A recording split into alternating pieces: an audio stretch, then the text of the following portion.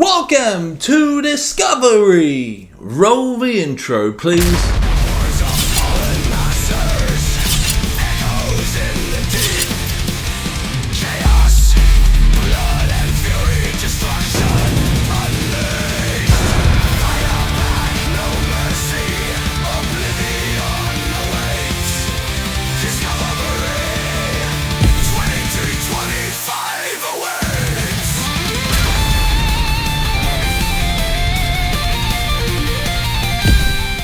Welcome back to another episode. The first week of March was packed with music covering everything from metalcore and deathcore to even black metal. This week I had the privilege of listening to Drudkh's new album, which will be the main event for this week's Discovery. While some of the reviews were a mixed bag, the overall listening experience was still enjoyable for most of the albums. Before we dive in, drop your favourite discoveries in the comments below, and let's get started on a massive episode of Discovery. To kick off this week's Discovery, we're heading over to the US where Spiritbox dropped their sophomore album, Tsunami Sea. It was released on March 7th through Rise Records. Take a listen.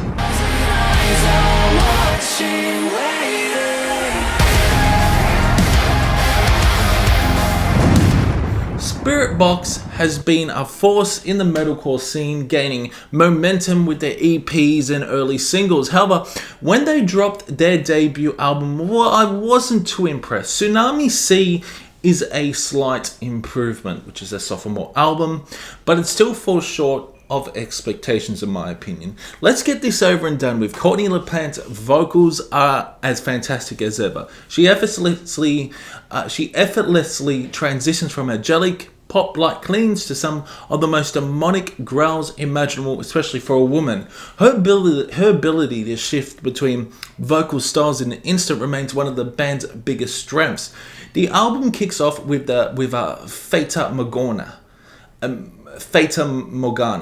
a gent heavy track that blends metalcore aggression with an ethereal chorus. It's an explosive opener, setting a high energy tone. The first half of the album delivers some solid moments, but the second half is where things start to, fall apart. There's a noticeable dip in momentum with an overabundance of slow, soft, and even poppy-like tracks. When I first discovered Spiritbox, their music felt progressive with interesting songwriting and crushing breakdowns. Unfortunately, Tsunami Sea doesn't quite live up to that. That's not to say the album is bad. There are definitely highlights. Black Rainbow brings a heavy industrial influence, and No Lost No Love delivers an intense in-your-face experience. However, songs like Crystal Roses and Deep End feel completely out of place. Crystal Roses leans heavily into electronic elements that don't mesh well with the album's overall sound, and while Deep End sounds like a mid-2000s alternative rock track rather than something that belongs on a Spiritbox album, the biggest issue with Tsunami Sea is its inconsistency. It's all over the fucking place, making for a fun but disjointed listen. The guitar work is solid but often feels one-dimensional, and while the production is clean, especially on tracks like Perfect Soul and Keep Sweet, the album as a whole lacks a natural flow. The songwriting isn't as complex or engaging as it could be, and it feels like a step back from what Spiritbox is capable of. That being said, LaPlante's vocals remain a highlight, and her growls have noticeably improved. Despite its flaws, Tsunami Seas will likely resonate with fans, but for me it doesn't reach the heights it could have. And why would you name an album Tsunami Seas? How stupid is that album title? Anyway, I digress. As the intro says, no mercy, oblivion awaits. I'm scoring Spiritbox's new album a 65%. It's good, but not great, and seriously needed more interesting elements to make it stand out.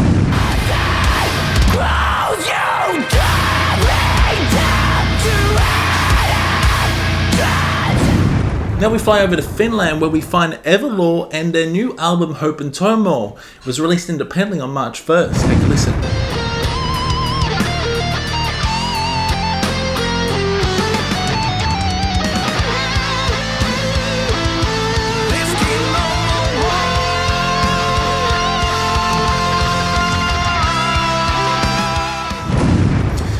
This is a strong heavy metal album with a mix of power metal elements, featuring fantastic songwriting and plenty of memorable fucking moments. The vocals are unpolished and rough and gruff at times, which might be a mixed bag for some listeners, but I personally enjoy that raw fucking edge. They're solid overall, with some particularly impressive growls in Warrior Hearts, a track that kicks off the album with energy and drive. I wish there were more moments, especially when it comes to growls like that throughout the record. The guitar work is excellent, with Warrior Heart serving as a great introduction to the album's sound. Kingdom of One is another standout, boasting fantastic riffs and commanding vocal performance. Adventure Metal is a high-octane power metal track that showcases the vocals well, although I feel the choruses are just a bit disjointed. The album also features well-placed synths and keyboards, adding a majestic and atmospheric touch to the overall sound. Production-wise, the album is solid, striking a good balance between heaviness and clarity. There are some thrashier moments, especially on songs like Inferno and Rise Ashen One, adding variety to the mix. On the softer side, Dreamless is a fucking beautiful acoustic ballad featuring rhythmic acoustics and a mandolin that gives it a unique charm. It's easily one of my favourite tracks on the album. One of the album's biggest strengths is its ability to shift between different styles. The choruses soar with power metal influences reminiscent of Halloween, while other sections lean into like classic heavy metal, bringing Iron Maiden to mind. There are even thrash metal elements scattered throughout, keeping the album unpredictable and engaging. Tracks like I Am the Virus and Burning Skies keep the energy high, ensuring the album never feels stale. That being said, there are a few drawbacks. While the vocals are generally solid, they don't always stand out as much as they could. At times, they hit just right, but in other moments, they feel slightly off-key. This inconsistency makes the vocals the weakest element of the album. However, the musicianship makes up for it, with great solos, unexpected twists, and a strong overall performance from the band. I'm scoring Hope and Turmoil a 70%. It's a solid heavy metal and power metal album with some truly memorable tracks. If you're into soaring choruses, strong riffs, and a mix of styles that keep you on your toes, this one is definitely worth checking out.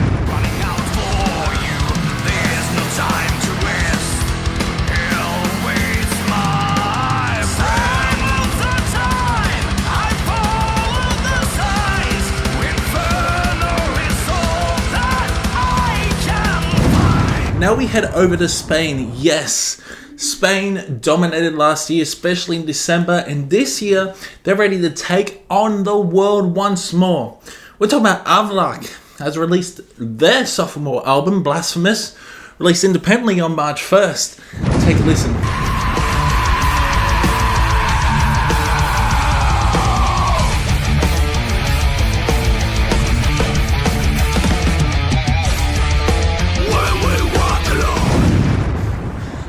This is a no-holds-barred thrasher. It's thrash metal infused with a death metal edge. It's easily one of the heaviest thrash records I've heard this year.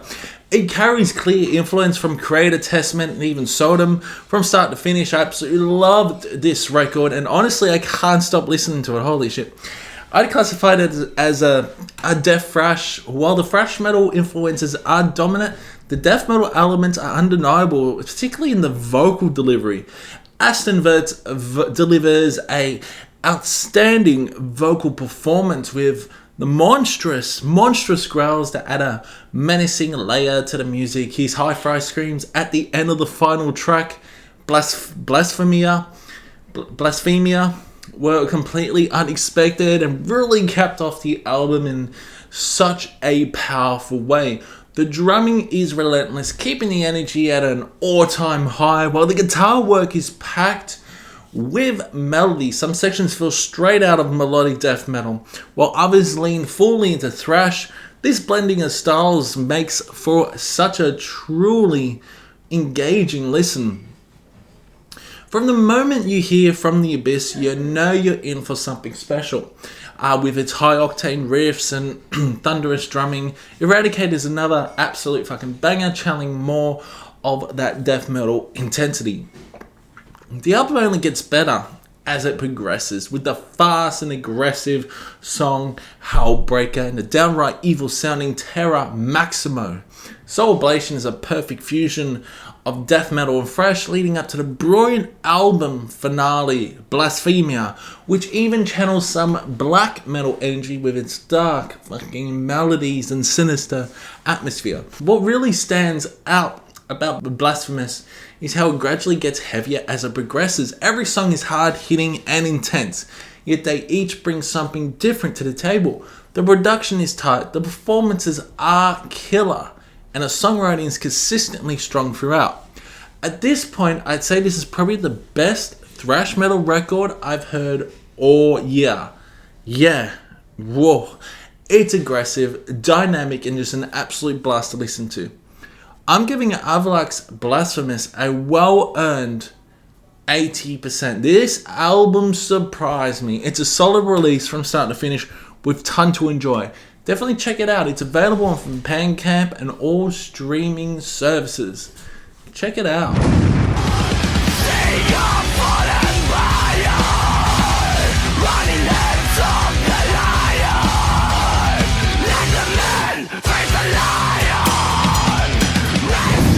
Now let's head over to the US. Whitechapel has released their latest album, Hymns and Dissonance, released on March 7th through Metal Blade Records. Take a listen.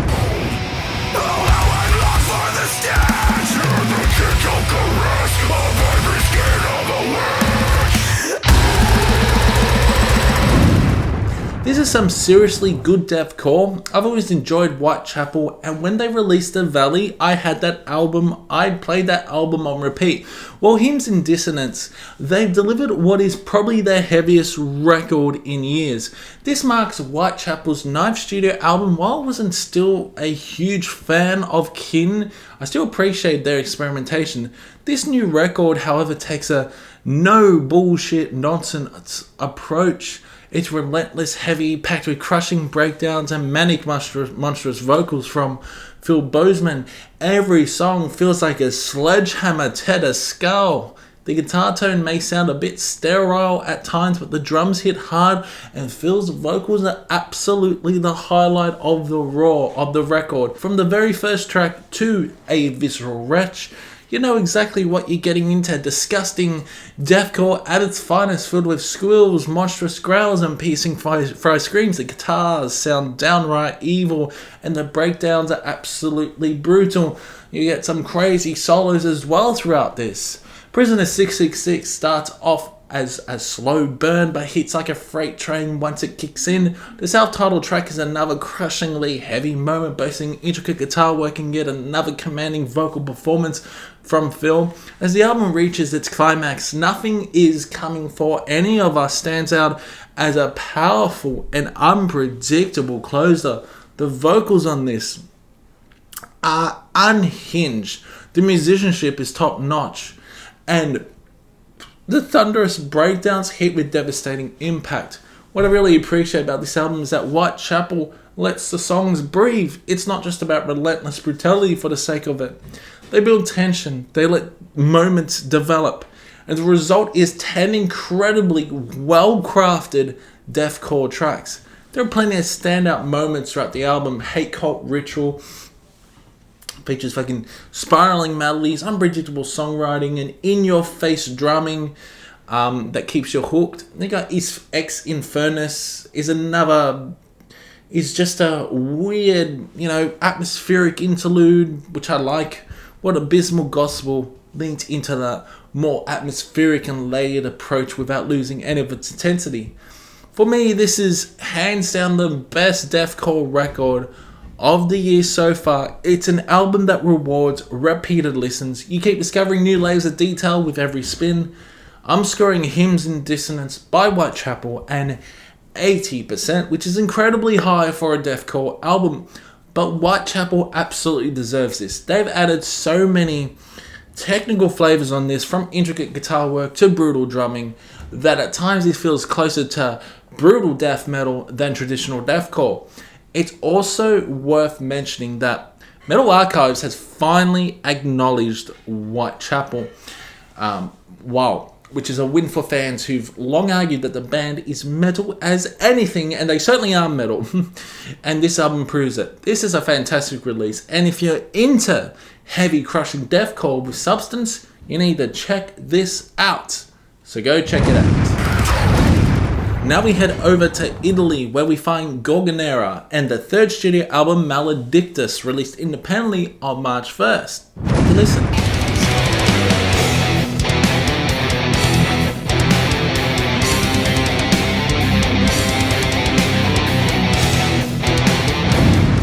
This album took me a while to fully appreciate, but by the third listen, it finally clicked. Maledictus falls under the black and death metal umbrella, though at times it leans into progressive death metal territory, especially with its epic, atmospheric soundscapes and some odd time signatures thrown in and there. The vocals are raw and aggressive, while the guitar work is easily the standout feature, packed with soaring solos, intricate melodic riffs, and syncopated rhythms, all backed by some excellent drum work. One of the biggest strengths of this album is like how grand and cinematic it feels. Flourishing keyboards, orchestral elements elevate the music, creating an almost symphonic atmosphere without overshadowing the intensity and brutality on this record. The vocal sits firmly in the black and death metal style, harsh, gritty, and fitting the intense nature of the record.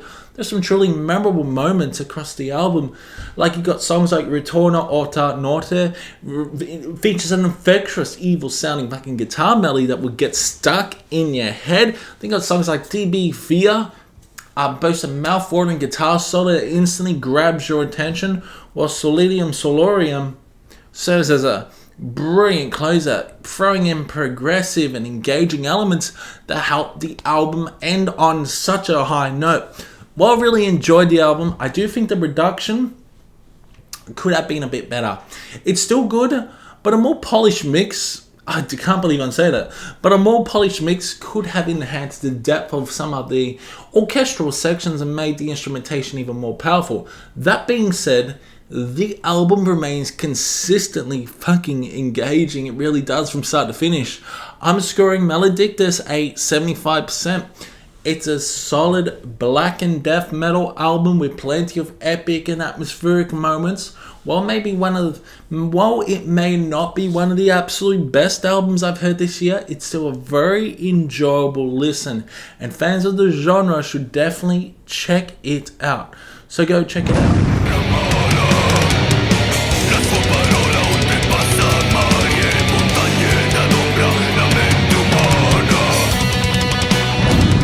Now we cross over to Sweden, where we find Istapp, who have just released their latest album, Ter Sortna, on March 6th through Drudkh Records. Take a listen.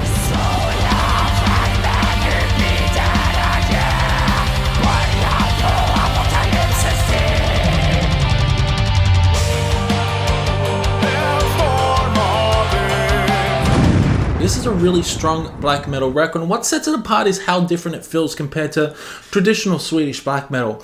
At times, their songwriting reminds me of Borknagar, especially in the way they structure their compositions, but at the same time, you still get that classic Swedish black metal intensity blended with soaring atmospheric elements that create such a grand and immersive sound. The vocals are a major highlight for me. The blackened shrieks are as piercing and raw as you expect, but when the clean vocals come in, they add another layer of depth reminiscent of Enslaved and Borknagar. These clean passages elevate the music and give it such a unique identity. The melodies throughout the album are incredibly well crafted, and every song holds up strongly. The drumming is another standout aspect. Blast beats create like such a fucking wall of sound when needed, but there's also a great variety of transitions, dynamic fills, and unexpected rhythmic shifts. which prevent the album from feeling one-dimensional.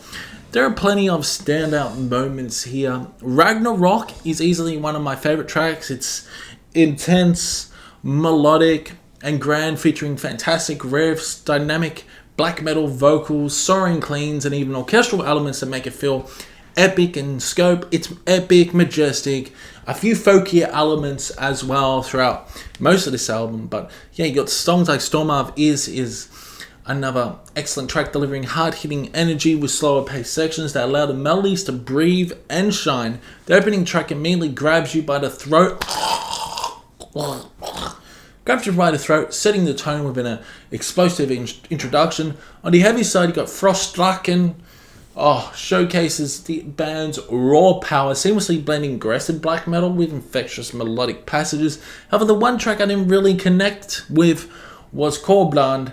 It's okay, but it didn't quite fit the overall aesthetic of the album. The structure and sound felt a bit out of place in my opinion compared to the rest of the record. With that being said, I'm scoring Ter Sortna a 75%. To be honest, I think the score might rise over time as I continue to visit the album. It's a solid and engaging release packed with atmospheric black metal, excellent musicianship, and strong songwriting. Definitely check this one out if you're a fan of bands like My Foot Is Really Itchy. So, if you're a fan of bands like Borknagar, Enslaved, or classic Swedish black metal with a melodic touch, so go check it out.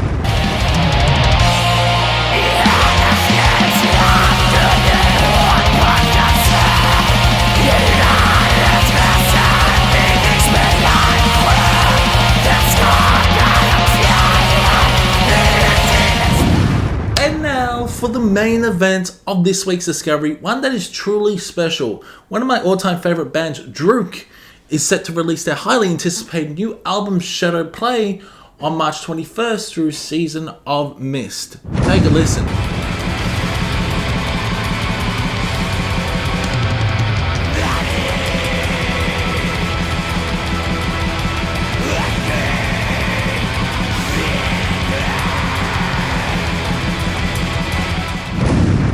Now, you're probably wondering, why are you reviewing this now? And how did you get to listen to it before anyone else? Well, when you do Discovery every week, you get a few perks. One of them being early access to albums before they are released to the public, such as promos. To be honest, I was also planning to review the new Cradle of Filth album, but I'll save that for next week because right now, this Drudkh album deserves all the attention it needs. So let's talk about Shadow Play. And let me tell you, it's absolutely terrific. I'm not sugarcoating. It takes us back to Drudkh's older sound, bringing forth elements reminiscent of the Swan Road and Blood in Our Wells. But at the same time, it refines a signature atmospheric black metal into something truly monumental. In my opinion, this is the best Drudkh album since A Furrow Cut Short. The songwriting is masterful. The melodies are brilliant. And once again, Drudkh proves why they're one of the greatest forces in modern black metal. One of the most striking aspects of this album is the heavy presence of keyboards, which adds an epic and cinematic quality that surpasses most of their previous works, especially when it comes to like symphonic orchestral elements. The buzzsaw guitars create a dense, rich atmosphere, and the chord progressions are exceptionally well crafted, filled with melancholic grandeur and raw emotion. Some songs hit really hard, incredibly hard, particularly Fall and Blossom, which is driven by thunderous percussion, relentless intensity, and a dark, brooding energy that makes it one of the most powerful tracks on the record, and running about 6 minutes, and the shortest track off the record. The album kicks off with Scattering the Ashes. Now, Scattering the Ashes is a 7-minute instrumental that is hypnotic, ethereal, and deeply atmospheric. There's a strong Burzum influence is undeniable, as this track builds layers of mesmerizing guitar work and cold immersive soundscapes. At times it sounds like a person is walking on dry golden leaves in an autumn oasis. It seamlessly transitions into April, an expansive 11-minute track filled with swirling, cascading melodies, harrowing vocals, and intricate tremolo pick riffs. It's a journey of a song, one that takes you through moments of raw aggression, sorrow, and beauty, showing that Drudkh still masters the ability to evoke deep emotions through their compositions. Then you got songs like The Exile. The Exile follows bringing in distant, haunting keyboards that loom over the track like a ominous fucking storm. However, the guitar work is the true standout here, shifting between furious tremolo sections and gorgeously melancholic lead passages. The tempo changes are executed brilliantly, with the drumming adding a relentless, pulsating energy that keeps the song dynamic and engaging. Then comes Fallen Blossom, one of the album's heaviest tracks, a track that showcases Drudkh at the most aggressive. The continuous blast beats in the final minutes are absolutely crushing, with the manic, tortured-like vocals create a sense of desperation and chaos. The chord progressions here are some of the best on the album, giving the track a sense of depth and urgency. Then you got The Eve. It slows things down slightly, and this was a single off the new album, introducing a mid-tempo approach that allows the melodic and atmospheric elements to breathe. The infectious melodies, stunning riffs, and beautifully laid keyboards make this a song feel so grand and majestic, even in its most restrained moments. However, the true masterpiece of the album is the 12-minute epic The Thirst fully embraces Drudkh's classic black metal style while adding unexpected twists along the fucking way. The track is unpredictable, with manic vocals, harrowing shrieks, and soul-crushing blackened cries that feel like pure catharsis. The guitars and bass take center stage, weaving intricate, sorrowful melodies that are both hypnotic and devastating. The rhythmic drumming and shifting progressions keep the song in constant motion, never staying in one place for too long. Just when you think you know where it's going, it evolves into something even grander.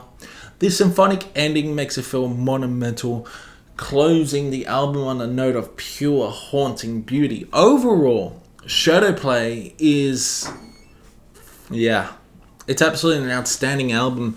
Drudkh has returned to the roots, refining the sound to perfection, and the result is nothing short of breathtaking, in my opinion. It's so good. The melancholic, atmospheric black metal essence that made them legendary is fully intact on this album, but they've also expanded their sound with richer textures and an even stronger sense of dynamics. I'm scoring Shadowplay a 90%, easily one of my favourite albums of the year so far. I love the drumming on this, the drum rolls, intricate drum fills as well. So satisfying, the production's really good. It's easily one of my favourite albums of the year so far. 90%. This is an essential listen for any black metal fan, and I cannot wait to see how this album holds up as the year progresses. If you're a fan of Drudkh's early work, or even just atmospheric and emotionally gripping black metal, then you need to hear this album. It is so good.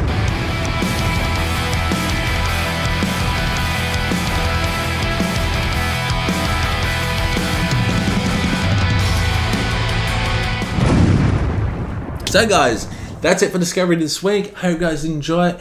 Let me know in the comments below your favorite albums you discovered. It's been fun, and I will see you in the next one.